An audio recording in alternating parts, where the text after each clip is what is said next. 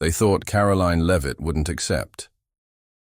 The email arrived 3 days before the broadcast, a primetime panel discussion on media accountability. The subject line was simple: exclusive panel discussion, media integrity and modern politics.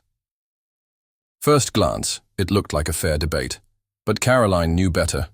The panel wasn't balanced, it was a setup. Every other guest was a well-known liberal journalist. The network had hand-picked voices that all shared the same perspective. The moderator, a veteran anchor with a history of subtle bias, never blatant, but always steering conversations toward a preferred narrative. This wasn't a debate. It was an ambush. She could have ignored it. Most would. The media loved to frame conservatives as extremists, twisting words to fit their agenda. If she went, they would try to paint her as the outlier, but they underestimated her. She accepted. The studio in Washington, D.C. buzzed with quiet urgency. Tech crews adjusted the cameras. Producers whispered into headsets. Overhead lights cast the perfect balance of shadow and contrast. Everything was polished, controlled, manufactured. Karoline sat in front of the mirror, adjusting the mic clipped to her blazer. She was ready. Then the panelists arrived. One by one, they greeted her with polite coldness, handshakes, quick nods. The kind of forced professionalism reserved for a guest they had no intention of treating fairly. She recognized them instantly: Jennifer Langston, senior political analyst, known for dismissing concerns about media bias as misinformation. Mark Feldman, a longtime Washington journalist who had built a career defending mainstream narratives. Charles Whitman, the moderator, a seasoned news anchor with decades of experience. His bias was controlled, never blatant. He didn't attack, he guided, redirected, framed the conversation in a way that always favored one side. As he took his seat, he smiled. "Karoline, glad you could make it," she returned the smile. Looking forward to the discussion. She wasn't. The countdown on the studio monitor hit 0. The cameras rolled. The show's familiar theme music played. The studio lights dimmed slightly. Whitman's voice filled the room, warm, polished, and rehearsed. "Tonight, we tackle a crucial question. Is media bias real, or is it just an excuse used by those who don't like the coverage they receive?" A loaded question. One by one, the panelists answered.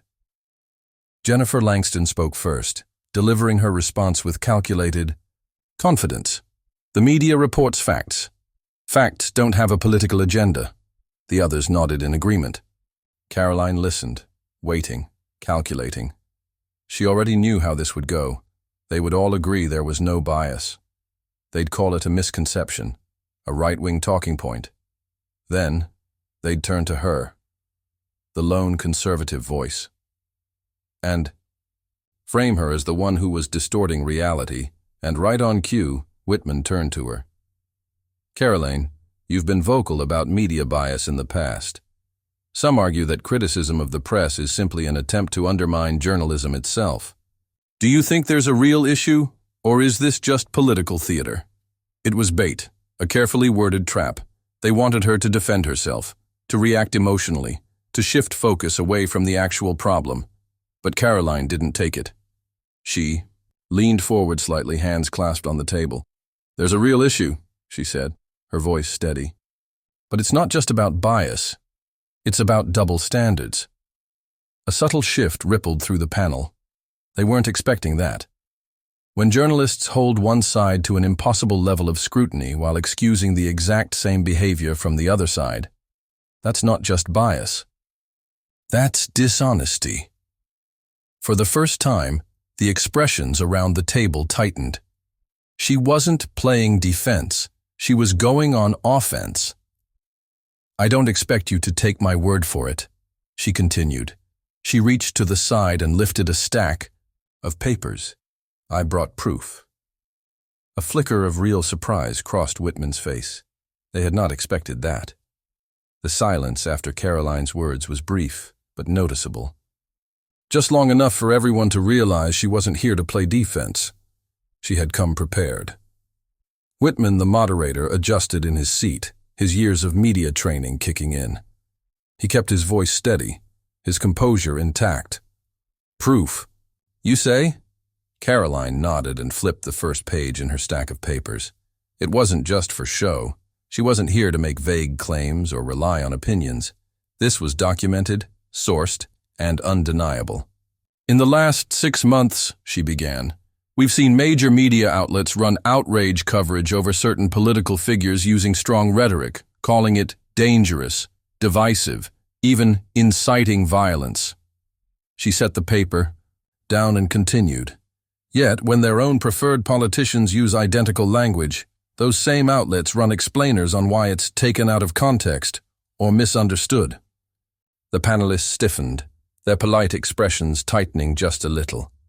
Karoline flipped the next page. "Here's an article from this very network, where one party is accused of threatening democracy simply for questioning election results." She lifted another page. "And here's another article.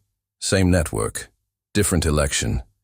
This time they justify the opposition doing the exact same thing." She paused, scanning their faces. "I can go on." Mark Feldman, a senior political analyst and seasoned media figure, cleared his throat, shifting in his seat.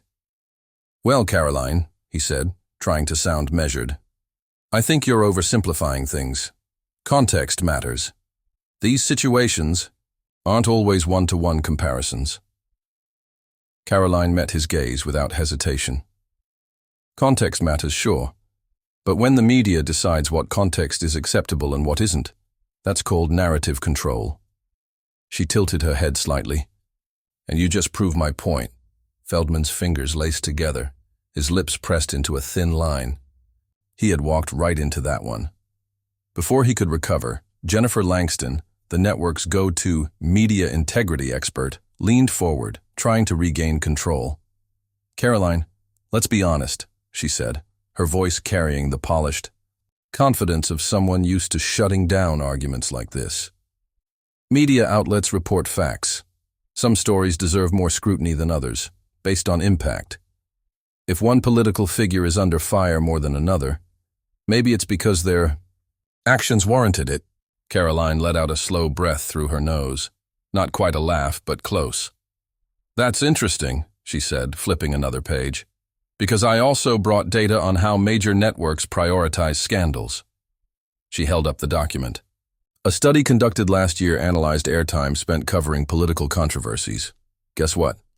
When a conservative figure was accused of wrongdoing, unverified accusations, by the way, it dominated primetime coverage for 2 weeks straight."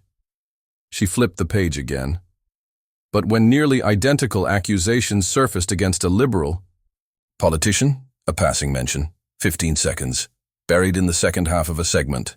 She placed the paper down. "That's not prioritizing based on impact. That's selecting who gets scrutiny based on preference." Jennifer's jaw tightened. Feldman crossed his arms. Whitman, the veteran moderator, flicked his eyes toward the producer behind the cameras, sensing the shift happening on live television. They were losing control of the conversation. Feldman adjusted in his chair again, exhaling sharply. "Look, Karoline, you're cherry-picking examples. Media coverage is complex. If you're only pulling select headlines, you're missing the bigger picture." Karoline didn't flinch. "Cherry-picking?" she repeated. "Then let's go deeper." She picked up another paper. "Here's a well-respected journalist from this very network just last year saying that political violence is never justified." She tapped the screen of her tablet, and the studio's monitor flickered to life. The journalist appeared on screen, serious and grave. "Violence in the name of politics is never acceptable. No democracy can survive if we normalize it." The yow clip ended. Karoline set the tablet down. "And here," she continued, "is that same journalist, just a few months later, justifying unrest, because it came from the other side." A second clip played. "Sometimes, protests require escalation to be heard. Change doesn't happen without disruption." The silence that followed was different this time. This wasn't a pause waiting for the next speaker. This was realization. Jennifer looked visibly uncomfortable now. Feldman sat stiffly, arms crossed. Whitman adjusted his tie, shifting in his chair. Behind the cameras, the producers were moving, whispering, checking notes, glancing at their screens. The show was going off script. Whitman cleared his throat, his voice measured, but there was an unmistakable tightness in it now. All right, let's step back for a second. Karoline, you're making a broad argument about media bias. But let's be honest, every outlet has some level of perspective. That's human nature. Isn't it unfair to paint an entire industry with one brush? Karoline knew what he was doing. A final attempt to reframe the conversation, to pull the discussion away from specifics and into abstract generalities. She wasn't going to let that happen. Without breaking eye contact, she reached down beside her for her final piece of evidence. A tablet. With one tap, the studio's main monitor flickered again. Jennifer shifted in her seat. Feldman tapped his foot against the carpeted floor. Whitman braced himself. They knew what was coming, and so did the audience. The studio's main monitor flickered to life. Karoline tapped her tablet, and the screen displayed a compilation of clips. Real footage, unedited, undeniable. The first clip played. A well-known anchor from this very network, outraged over a conservative politician's inflammatory statement. His voice was sharp, urgent. This kind of rhetoric is unacceptable. It's a direct threat to our democracy. People who speak like this are endangering our institutions. The video cut. The second clip played. A liberal politician, just months earlier, using almost identical rhetoric. But this time, the same anchor was defending it. This is a passionate response to a deeply flawed system. Sometimes, strong words are necessary to challenge dangerous ideas. Jennifer Langston shifted in her seat. Mark Feldman's fingers twitched where they rested on the table. Whitman's jaw tightened, but he forced himself to remain still, his hands clasped together. The panelists knew where this was going now, and so did the audience. The next clip showed a breaking news segment, condemning reckless election denialism. The host, with practiced concern, warned of the dangers of questioning election results, calling it a direct attack on democracy. Cut. Another clip played, this time from a different year, a different election, but the same network. And now, the coverage was completely different. It's important to question election integrity. No democracy should operate without scrutiny. Raising concerns is a fundamental right. The hypocrisy wasn't just implied, it was staring them in the face. A slow realization spread through the room. The panelists, the moderator, the producers behind the cameras, they had lost control of the conversation. Mark Feldman was the first to break the silence. He exhaled sharply, shifting in his chair. Look, Karoline, your argument here is deeply flawed, he said, his voice edged with irritation. You're cherry-picking moments out of context. These are different situations, different times. You can't just compare them like this. Karoline turned toward him, unfazed. She had been waiting for that response. Context? She repeated. She flipped to another document and held it up. Because I also brought data on how major news networks prioritize scandals, she continued. Let's talk about airtime coverage.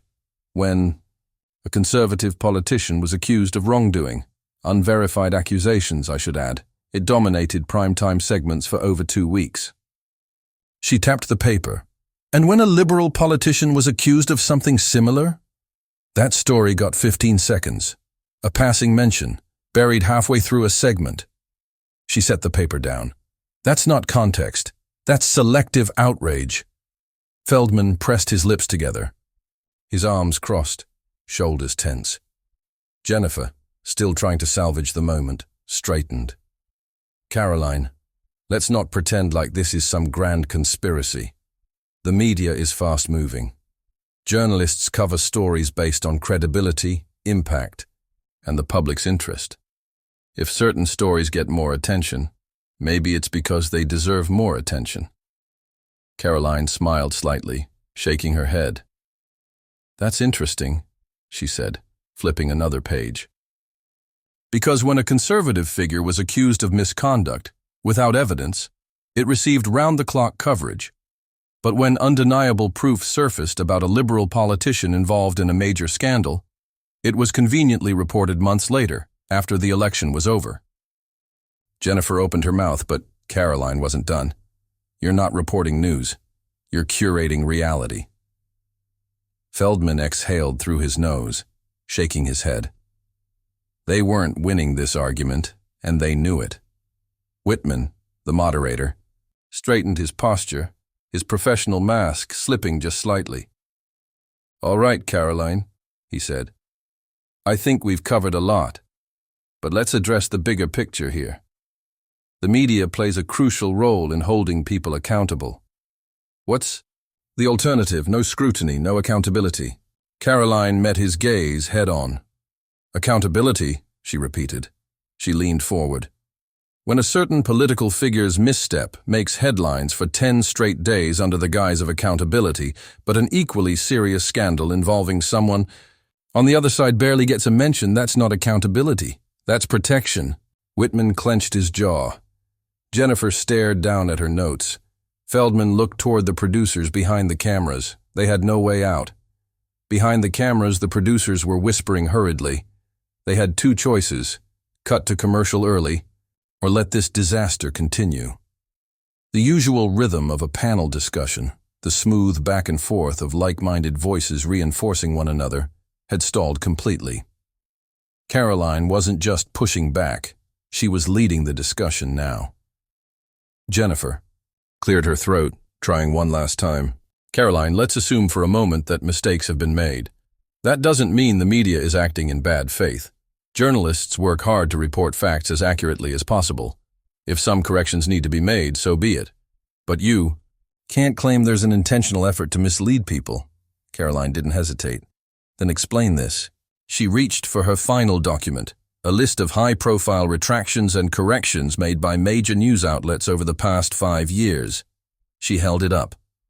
"Why is it," she asked, "that every single one of these mistakes always seems to go in one direction?" She tapped the document. "Why do retractions always come too late, after the damage is done? Why do fact-checkers apply one standard to one party and a completely different one to the other? Why do misleading headlines that turn out to be false get front-page coverage, while corrections barely make a footnote?" Jennifer had no answer. Feldman looked defeated. Whitman, ever the professional, forced a tight smile. "I think we've had quite the discussion today." That was his signal. The segment was ending. The network was cutting its losses, but it was too late. By the time Karoline stepped out of the studio, her phone was already blowing up. Clips of the segment had gone viral. The internet had taken over, and no matter how hard they tried to spin the narrative, the truth was already out there, and there was nothing they could do to stop it. The moment the cameras shut off, the studio's carefully constructed facade collapsed. Jennifer ripped off her mic, her expression tense, her hands gripping the edge of the table. Mark let out a slow exhale, rubbing his temples as if trying to process what had just happened. Whitman sat still, his fingers laced together, his jaw clenched slightly. Behind the cameras, producers were scrambling, whispering into headsets, checking monitors, already strategizing damage control. Karoline remained seated, calm, composed, watching it all unfold. She had seen this reaction before. The way people react when they realize they're no longer in control of the conversation. The way their confidence fades when their usual tactics fail. They had expected to overwhelm her, to steer the discussion in their favor. Instead, she had done something they weren't prepared for. She had flipped the script, taken the evidence directly to their audience, and left them with no way to spin it. One of the producers approached Whitman, her voice clipped and urgent. "We're cutting that segment short for the online replay. We'll edit for clarity." Karoline nearly laughed at the phrasing. Edit for clarity. That was code for, we need to soften the damage before this gets out of hand. She stood, smoothing her blazer. You can cut whatever you want, she said evenly. But the full broadcast is already out there. People saw it, and they'll keep seeing it. Jennifer, still fuming, turned sharply. You act like you just exposed some grand conspiracy, Karoline. All you did was play gotcha clips. Karoline met her gaze, unshaken. If they weren't hypocritical, there wouldn't be any gotcha moments to clip. Jennifer opened her mouth as if to respond, but closed it again.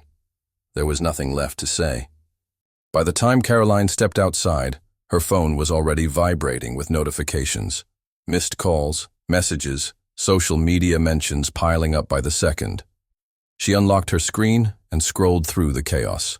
Her name was trending. Clips from the segment had already been uploaded by independent media pages, each one racking up views by the thousands. The uncut version was everywhere, and the comments told her everything she needed to know. She just destroyed the entire panel on live TV. This is unreal. They didn't even try to fight back after a certain point. Watch them try to bury this. Save the video before it disappears. She had seen this happen before, but never this fast. The network's social media accounts had already posted their sanitized version of the debate. A carefully edited clip that downplayed the most damning parts, reframed the discussion, and made it seem like just another civil exchange of ideas. The title they chose: Fiery Debate on Media Integrity. Karoline Leavitt shares her perspective. Karoline smirked. They were already trying to control the damage, but it didn't matter. The full version was out there. They couldn't edit every clip, couldn't control every upload, couldn't bury the reality of what had just happened. The internet had taken over, and once that happened, there was no reining it back in. By the evening, mainstream media outlets were already reacting. Some networks ignored the segment entirely, hoping it would fade away. Others ran damage control segments, spinning Karoline's performance as aggressive, misleading, or simply out of context. The talking points were predictable: claims that she had distorted facts, that the media wasn't perfect but still essential for democracy, that accusations of bias were dangerous and played into the hands of extremists. But the numbers didn't lie. Viewership on alternative media platforms surged. Independent commentators were breaking down the segment frame by frame, exposing every contradiction, every nervous glance, every moment the panelists realized they had lost control. A viral reaction video from a popular political streamer had already passed 1 million views in just a few hours. By the next morning, the fallout had reached a new level. Politicians and media figures were being asked about the debate. Some dodged the question, others fumbled through weak responses, but the conversation had shifted. It wasn't about Karoline anymore. It was about trust, about whether the public believed the media was still serving them or manipulating them, and that was the real danger for them. This wasn't just a debate gone wrong. It was a crack in the foundation of their credibility. Karoline had expected backlash. She had expected the network to do everything in its power to reframe what happened. But what she didn't expect was what came next. A major competitor to the network she had just dismantled published an editorial piece, questioning the media's role in shaping narratives. The headline? Has the media lost its grip on the public? It was a subtle shift, still defensive, still unwilling to fully acknowledge the problem. But the fact that they were even asking the question meant something. It meant they knew the tide was turning. The surveys backed it up. Public trust in mainstream media had plummeted to record lows. More people were turning to independent voices than ever before. The network that had invited Karoline onto their panel wasn't just worried about one bad night on live TV. They were worried about what came next. Because when enough people start to see through the illusion, when they start questioning what they're being told, the entire system is at risk of collapse. The emails started coming in that afternoon. Requests for follow-up interviews. Invitations to continue the discussion. Carefully worded offers for a second appearance on the network. The tone was polite, almost apologetic. They wanted her back, not because they valued debate, but because they needed to control the damage. Karoline didn't hesitate. She declined. She didn't need them. They needed her. By the end of the week, the media still hadn't recovered. The story hadn't faded the way they hoped. Instead, it had spiraled into something much bigger, a referendum on the press itself. The people weren't letting it go, and that was the part the networks never saw coming. They had spent years controlling narratives, deciding which stories the public could focus on and which would quietly disappear.